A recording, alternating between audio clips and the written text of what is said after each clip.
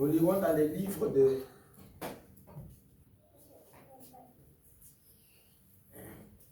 Marc, chapitre 4, verset 37. L'évangile de Marc, 34, verset 4, 37 jusqu'en bas. Je lis au nom de l'Éternel.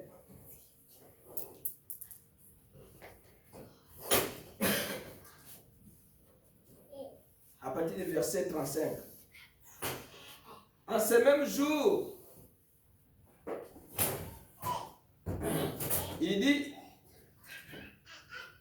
ce même jour, si le soir, Jésus leur dit, passons sur l'autre bord. Après avoir renvoyé la foule, ils les menèrent dans la barque où ils se trouvaient.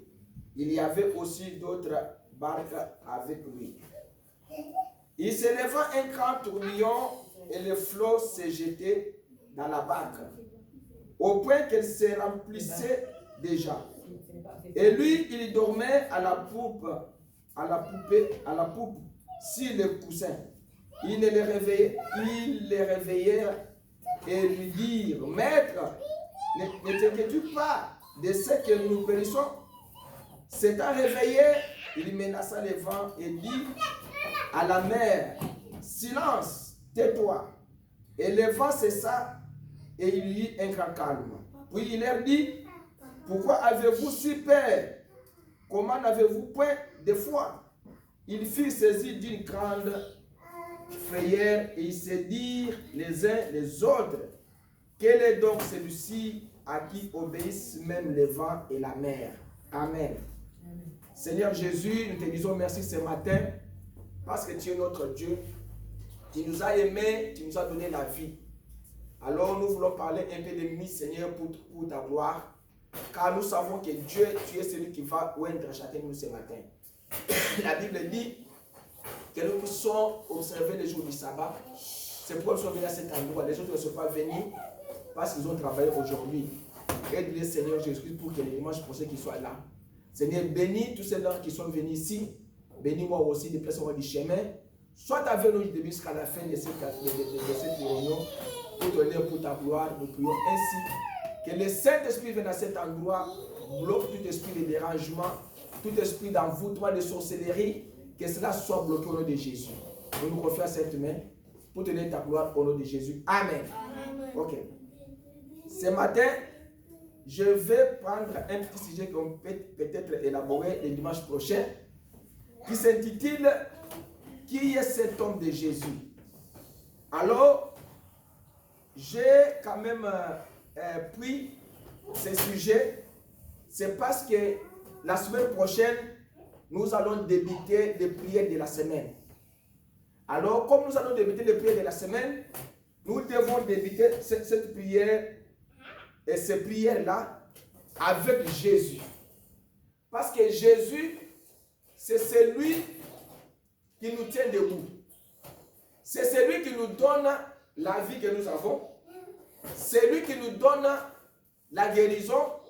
C'est lui qui nous donne tout ce que nous demandons à lui. Parce qu'il a dit que venez à moi, vous tous qui êtes fatigués et chargés, je vous donnerai le repos.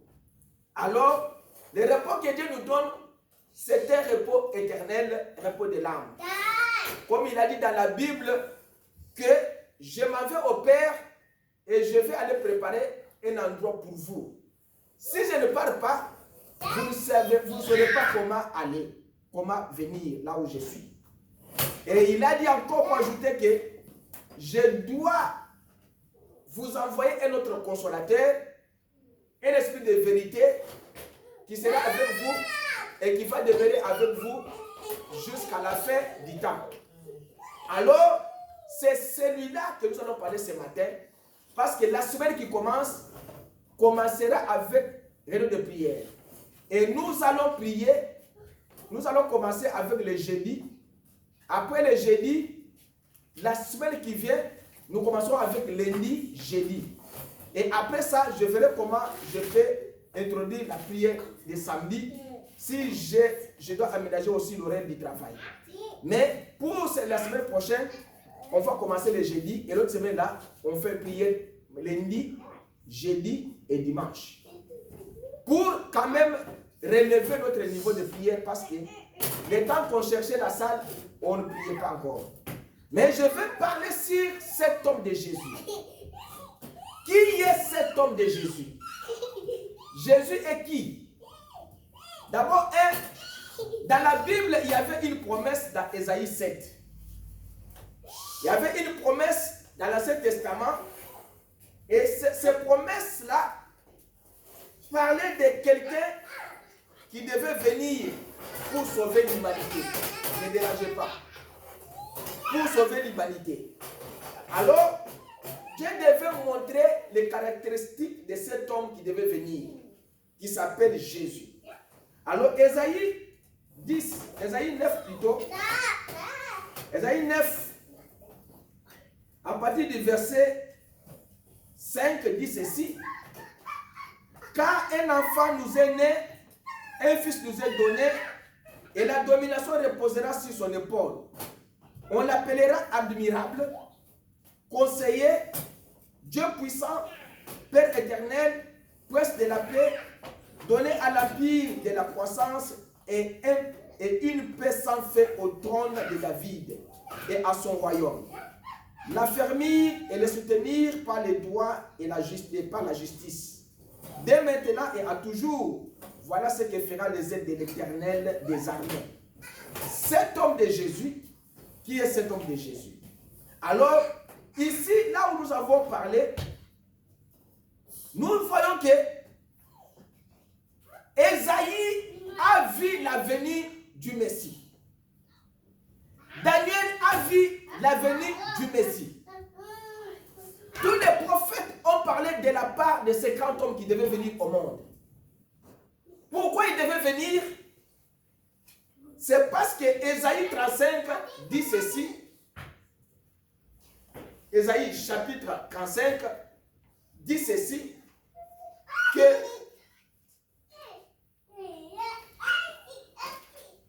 Ésaïe chapitre 35 dit ceci.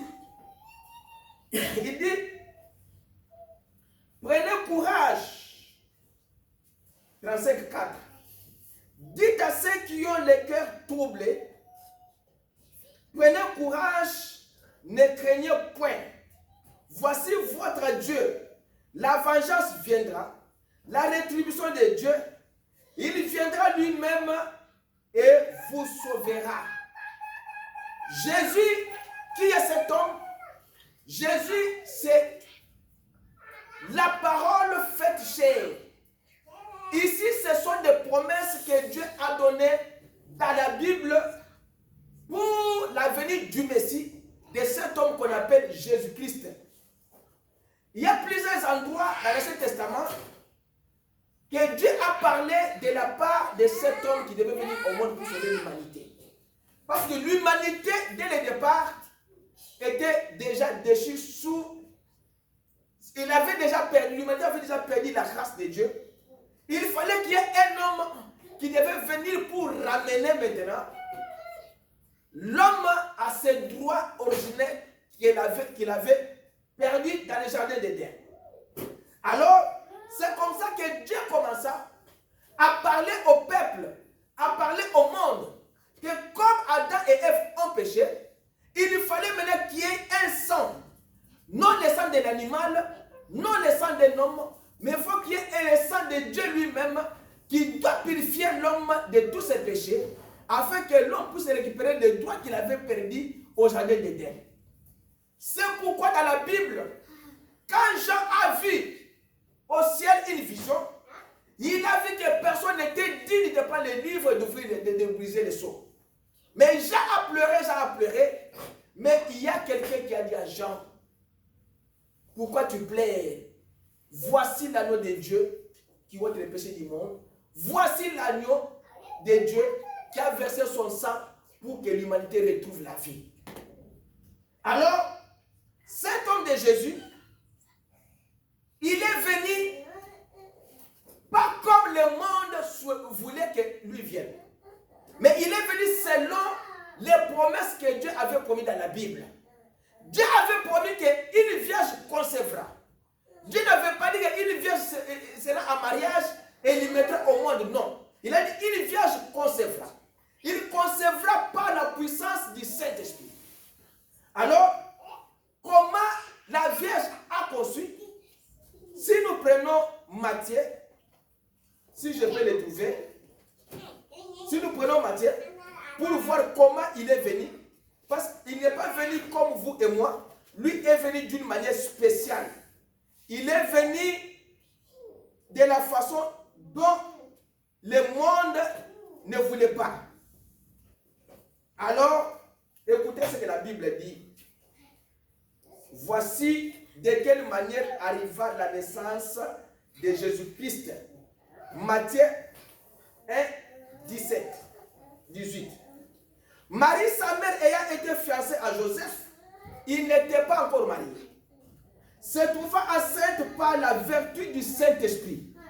Comme Marie était tombée par la vertu du Saint-Esprit, elle accomplit l'écriture qui a dit dans Ésaïe 9, 6, 5, 6 et 7, qu'une vierge concevra. Pour savoir d'abord qui est cet homme de Jésus, nous devons savoir cet homme-là est venu au monde comment. Et il est qui? Alors il dit, par la vertu du Saint-Esprit, avant qu'ils y habitaient ensemble. Cela veut dire que jamais cette femme, cette jeune fille, ne pouvait pas connaître l'homme avant que Dieu puisse faire le travail qu'il avait déjà dit dans Ésaïe 9. Ils n'habitaient pas ensemble, ils étaient séparés, mais ils étaient fiancés.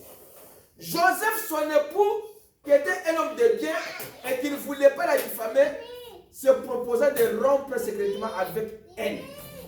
Comme il pensait, voici un ange du Seigneur lui apparut en songe et dit, Joseph, fils de David, ne crains pas de prendre avec toi Marie, ta femme, car l'enfant qu'elle a conçu vient du Saint-Esprit. Cet enfant n'est pas venu d'un homme, c'est l'enfant qui est venu du Saint-Esprit, en confirmant Ésaïe qui avait dit qu'une vierge concevra. Elle inventera un fils et qui lui donnera le nom de Jésus, celui qui sauvera son peuple de ses péchés. En accomplissant Ésaïe 35 encore. Parce qu'il devait venir pour sauver son peuple. Il dit pour sauver son peuple de ses péchés. C'est que ce que Dieu lui-même a comme ses enfants, ce sont ces gens-là que Dieu va sauver. Dieu ne peut pas sauver un enfant du diable. Dieu sauve celui qui lui appartient. Parce qu'il a un travail à faire avec chacun de vous. C'est ça cet homme de Jésus.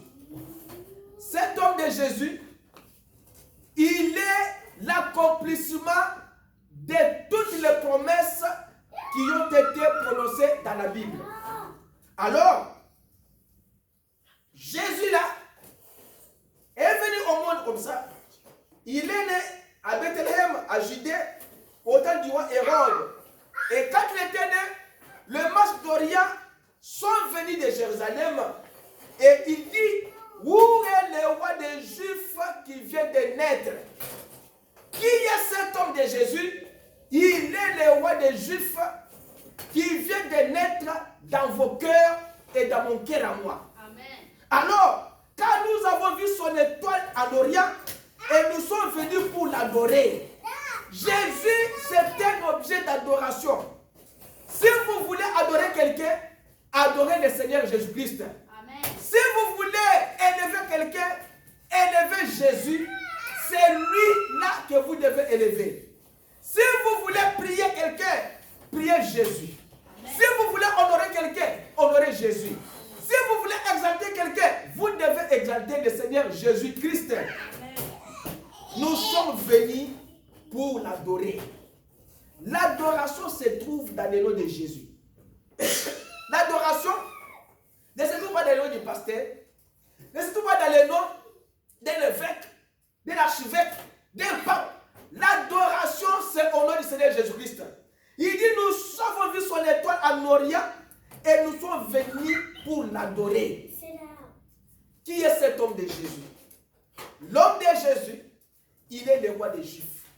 L'homme de Jésus, il est le sauveur de l'humanité. L'homme de Jésus, il est la parole faite chair. L'homme de Jésus, il est la solution à tous nos problèmes. Alors, il dit, qui est cet homme de Jésus? Et quand il est venu au monde, le monde ne l'a pas connu. Le monde l'a rejeté. Comment le monde l'a rejeté? Quand nous lisons les livres des Jean, au chapitre 8, le monde l'a rejeté. Chapitre 8 dit qu'il faisait des discussions avec des pharisiens. Alors, il lui disait que toi tu es Belzéboul, toi tu es un enfant bâtard. Jésus lui répondit, en vérité, je vous l'ai dit, il répliqua, quiconque se livre au péché est esclave du péché. Or, l'esclave ne demeure pas toujours dans la maison, le fils il demeure toujours. Et si donc le fils vous a franchi, vous serez réellement libre. Je sais que vous êtes la postérité d'Abraham, mais vous cherchez à me faire mourir parce que ma parole ne pénètre pas en vous. Ils l'ont rejeté et toutes ces prédications. Alors, j'ai dit ce que j'ai vu de mon père et vous faites ce que vous avez entendu de la part de votre père. Il lui répondit, notre père c'est Abraham. Jésus leur dit, si vous étiez enfant d'Abraham, vous feriez les œuvres d'Abraham. Quelles sont les œuvres d'Abraham? Les œuvres d'Abraham, ce sont les œuvres de la foi. Abraham avait vu les jours du Seigneur une fois dans sa vie. Il s'est tressailli de la joie. Il a dit, mon Seigneur, quand il a reçu les anges en Genèse 18. Alors Jésus leur a dit, non, vous n'êtes pas les enfants d'Abraham. Si vous êtes les enfants d'Abraham, vous feriez les œuvres d'Abraham. Mais maintenant, vous cherchez à me faire mourir, moi qui vous ai dit la vérité, que j'ai entendu de Dieu. Cela, Abraham ne l'a pas fait. Vous faites les œuvres de votre père. Il lui dit, nous ne sommes pas des enfants illégitimes. Nous avons un seul Père, Dieu. Jésus leur dit, si Dieu était votre Père, vous m'aimeriez car c'est de Dieu que je suis sorti et que je viens. Je ne suis pas venu de moi-même, mais c'est lui qui m'a envoyé. Pourquoi ne comprenez-vous pas mon langage? Parce que vous ne pouvez écouter ma parole. Vous avez pour père le diable et vous voulez accomplir les désirs de votre père. Il a été meurtrier dès le commencement et il ne se tient pas dans la vérité parce qu'il n'y a pas de la vérité en lui. Lorsqu'il profère les mensonges, il parle de son propre fond car il est menteur et le père du mensonge. Jésus leur dit que moi je suis sorti du Père et je suis venu au nom du Père. Qui est cet homme de Jésus? Jésus, il est le véritable Dieu. Il est le Dieu tout-puissant qui est dit dans la Bible. Parce que c'est la parole, c'est le logos qui est sorti de Dieu qui a fait que Jésus soit Jésus. Alors, quand il est venu, le monde ne l'a pas cru. Jésus était... Qui est cet homme de Jésus? Un jour, l'un des chefs de synagogue nommé Jairus vient et le voya et se jeta à ses pieds. Et il supplia instamment Jésus, disant, ma fille est à l'extérieur. Je te prie de venir et de lui poser la main afin qu'elle soit sauvée et qu'elle vive. L'homme de Jésus a la parole faite chair, que Dieu a dans la Bible qu'on a touché, on l'a admiré, on a parlé avec lui, il a mangé, il a marché dans les rues de Galilée. Cet homme-là est venu au monde. Il a rencontré beaucoup de situations qu'il a résolu toutes les situations devant lui. Ce chef de synagogue avait un problème parce que sa fille était malade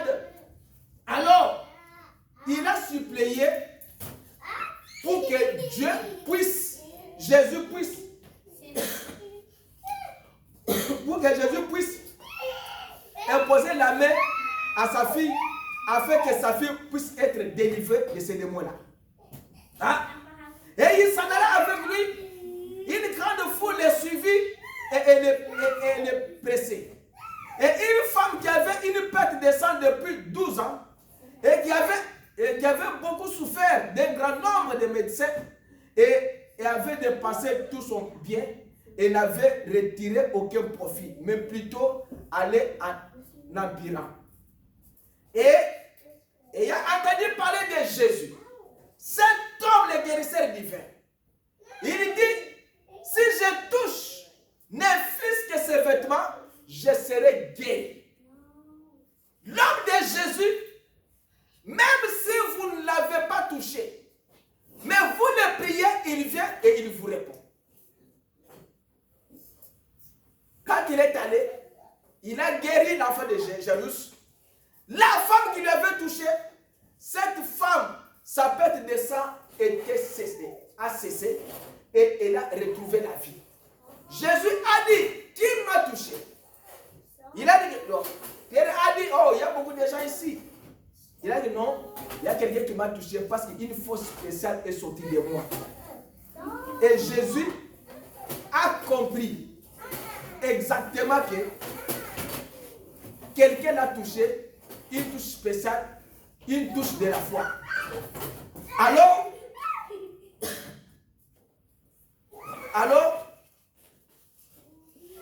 quand il est allé pour l'enfant de Jairus, il a guéri l'enfant de Jairus. Cet homme qui avait eu la compassion des gens, cet homme de Jésus qui avait l'amour du peuple, cet homme de Jésus qui avait eu les soucis de la créature, il a dit, je dois aller. Je dois aller chez Jairus et je dois imposer ma main, cet enfant reviendra à la vie. Et quand il est parti, l'enfant était revenu à la vie. Un jour, dans Luc 17, 11 à 15, Jésus arriva, il allait à une ville appelée Naïm. Et plusieurs de ses disciples et une grande foule allaient avec lui. Après quoi, et comme il approchait de la porte de la ville, voici on portait dehors un mort, fils unique de sa mère. Et elle était veuve et une foule considérable de la ville était avec lui. Et le Seigneur Jésus-Christ, le voyant, fut ému de compassion avec elle et lui dit, ne pleure pas. Et s'approcha et lui toucha le cercueil, la bière. Et ceux qui l'apportaient s'arrêtèrent. Et il dit, jeune homme, je te dis, lève-toi. Et le mort s'éleva sur son séant et commença à parler et il le donna à sa mère. Cet homme de Jésus, l'homme qui a compassion des gens, l'homme qui a aimé le monde. Quand la Bible dit que Dieu a tant aimé le monde, quand il a donné son fils unique, afin que quiconque croit en lui ne périsse point, mais qu'il ait la vie éternelle. Dieu a tant aimé le monde. Jésus, c'est l'amoureux infatigable. Il ne se fatigue pas de vos problèmes. Jésus est toujours prêt. C'est l'homme qui est toujours présent sur le rocher. Quand vous avez un problème, il vous répondra. Quand vous avez quelque chose à faire et vous lui demandez, il va vous répondre. Jésus, qui est cet homme de Jésus? Il est l'amoureux infatigable. Arrêtez ces enfants-là, ce n'est pas comme ça.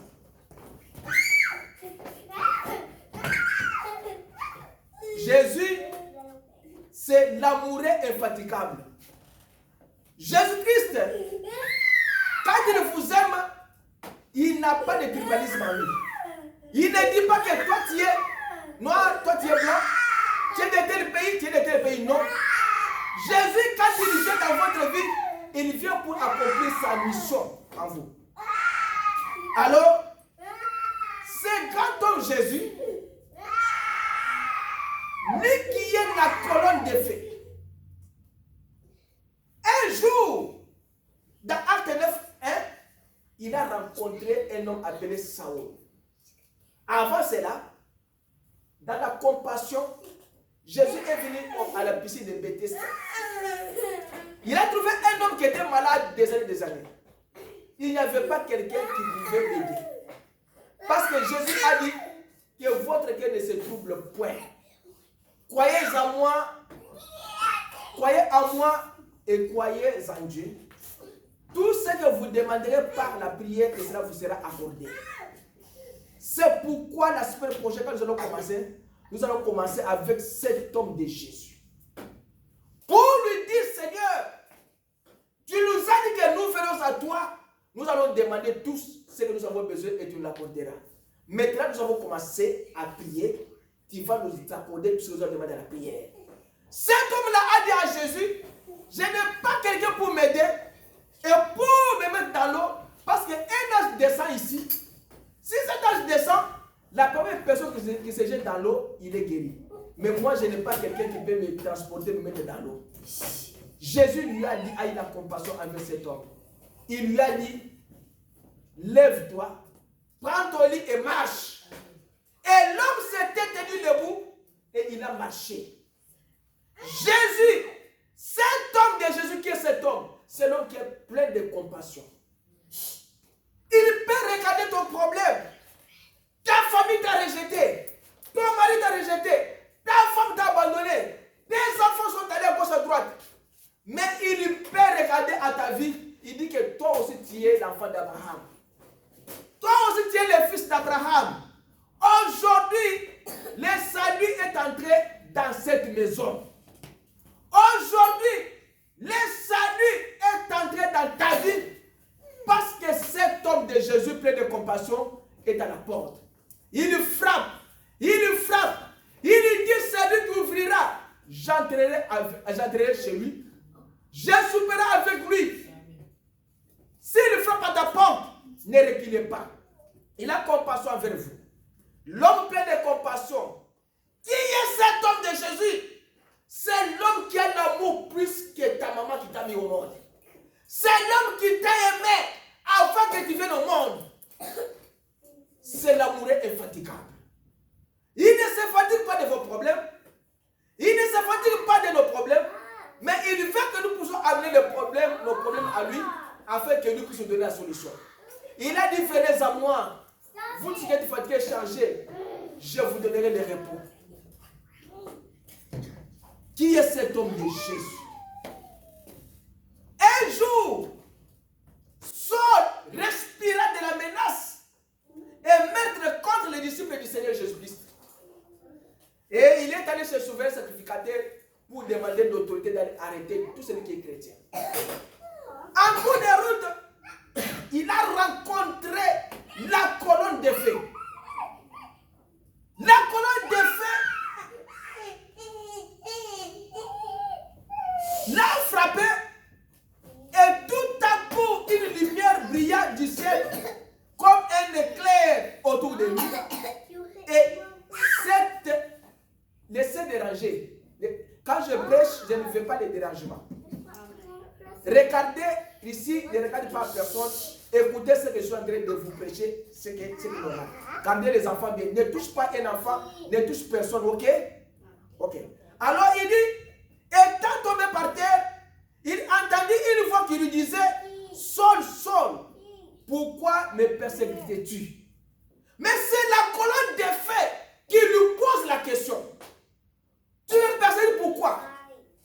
Mais toi tu es qui? Et il dit, qui es-tu Seigneur? Toi qui me dis que je te persécute. Il dit, je suis Jésus que tu persécutes. Cet homme de Jésus était dans cette forme-là de la colonne de feu. Les mots ne pouvaient pas croire que Jésus peut être dans la colonne de feu, non. Mais ici la Bible dit que cette lumière, cette colonne de feu qu'il a frappé, il lui a dit que je suis Jésus. Qui est cet homme de Jésus qui a calmé les tempêtes? Il est la colonne de feu. Il est le créateur de toutes choses. Quand toutes choses ont été créées par lui et pour lui, il a dit, je suis Jésus que tu persécutes. C'est que Jésus, il est lumière du temps. Et notre lumière du temps nous dit que nous sommes dans le message. Et le message, c'est une lumière. Cette lumière, c'est le Seigneur Jésus-Christ. William Branham dit que ne regardez pas au messager, mais regardez au message. Parce qu'un messager peut passer, mais le message restera toujours éternellement. Parce que le message, c'est une lumière du temps. Nous n'avons pas à aller prendre la lumière du temps de Wesley. Non, ce n'est pas notre lumière. La lumière du temps de Martin, ce n'est pas notre lumière. La lumière du temps de Colomba n'est pas notre lumière. Notre lumière, c'est le message de William Marion Branham. C'est ça notre Jésus. C'est le message que nous avons, qui est la colonne de feu, qui a rencontré le prophète Branham et il lui a donné la commission. Il a parlé, ne fume pas, ne bois pas, ne suis pas tombé d'aucune manière. Quand j'ai une œuvre à faire avec toi, quand tu seras encore âgé. Cette voix qui lui a parlé là, c'est la colonne de feu, c'est la lumière. C'est ce message que nous avons. Il a dit, Saul, lève. Et Saul s'éleva de terre. Et ses yeux étant ouverts, il ne voyait personne. Et le conduisant par la main, il l'amenait à Damas. L'homme de Jésus. Il est la solution à tous nos problèmes. Quand nous parlons, on nous persécute, on nous chasse, on nous injurie. Lui a des solutions à nous donner. Quand Saul était sorti, il avait une mission à tuer les chrétiens qui vont résister pour ne pas aller à Jérusalem. Mais notre Dieu, dans sa grande miséricorde, dans sa compassion, il avait déjà vu que Saul est mon instrument à moi et il souffrira à cause de mon nom sur la terre. L'homme de Jésus, il est l'ange de l'alliance. Qui est cet homme de Jésus? Jésus, c'est l'ange de l'alliance. Parce que l'ange de l'alliance, dans Genèse 18, Abraham a rencontré Dieu lui-même. Il a parlé avec Dieu. Dieu lui a donné la promesse. Et Dieu a accompli cette promesse-là. Amen. Dans Genèse là, Abraham a rencontré Melchisedec, qui est le Seigneur Jésus-Christ, l'homme sans père, sans mère, sans généalogie. Il n'a pas ni commencement, il n'a pas ni fin. Jésus-Christ, la colonne de feu n'a pas de commencement, n'a pas la fin. La colonne de feu. Le Melchisedec, le roi de Salem là, c'est le Seigneur Jésus-Christ. Parce que Jésus, il est dans cette colonne-là que Moïse entrait au-dessus de la montagne. L'homme de Jésus. Qui est cet homme de Jésus? La Bible dit que Jésus, il est le consolateur.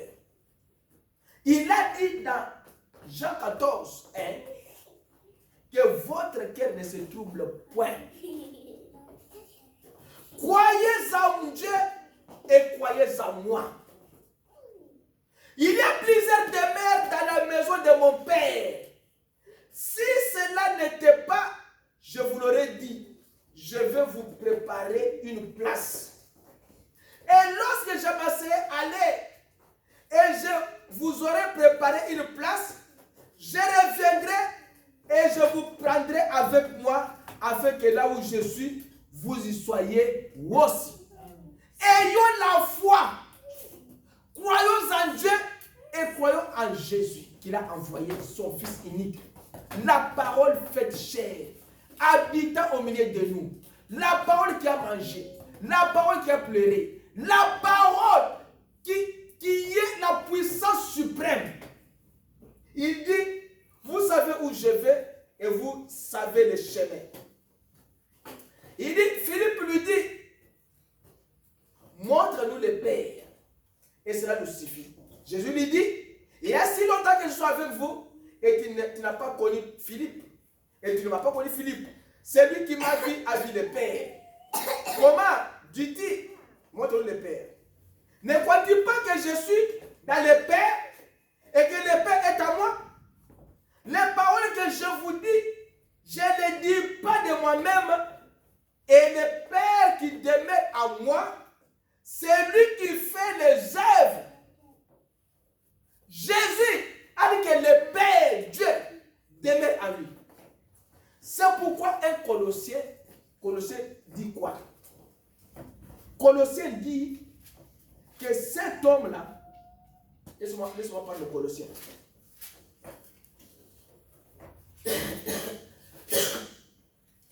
Dans le Colossien, il dit que lui là, toutes choses ont été créées pour lui et par lui. Laisse-moi chercher ça. C'est un livre que je cherche avec beaucoup de difficultés, ce Colossien-là. Laisse-moi trouver ça.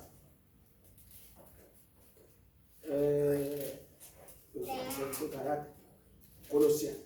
Il dit, Jésus là, il dit que les fils est l'image du Dieu invisible. Le premier-né de toute la création. Car en lui ont été créées toutes choses qui sont dans les cieux et sur la terre, les visibles et les invisibles. Trône, dignité, domination, autorité. Tout a été créé par lui et pour lui. Il est avant toutes choses et toutes choses subsistent en lui. Il a dit que Dieu habite en moi. Dieu du ciel vient faire une demeure dans un homme. Appelé Jésus-Christ le corps. Il dit Philippe, le Père là demeure en moi. Je suis dans le Père et le Père est en moi. Moi et Dieu, nous sommes un. Nous ne sommes pas divisés parce que il est avant toutes choses et toutes choses subsistent en lui. Quand nous avons la vie, c'est parce que lui nous a donné la vie. Quand les animaux marchent, c'est parce que lui a permis que les animaux marchent. Cet homme de Jésus. Je vais vous amener à croire Jésus parce qu'ici il dit que toutes choses subsistent en lui. Il dit dans Jean 14 là, il continue pour dire, ne crois-tu pas que je suis dans le Père et que le Père est en moi? Les paroles que je vous dis, je ne les dis pas de moi-même. Et le Père qui demeure en moi, c'est lui qui fait les œuvres. Croyez-moi, je suis dans le Père et le Père est en moi. Sinon, croyez du moins à cause des œuvres. En vérité, je vous le dis, celui qui croit en moi fera aussi des œuvres que je fais et il en fera de plus grandes parce que je m'en vais au Père. Et tout ce que vous demanderez en mon nom, je le ferai afin que le Père soit glorifié.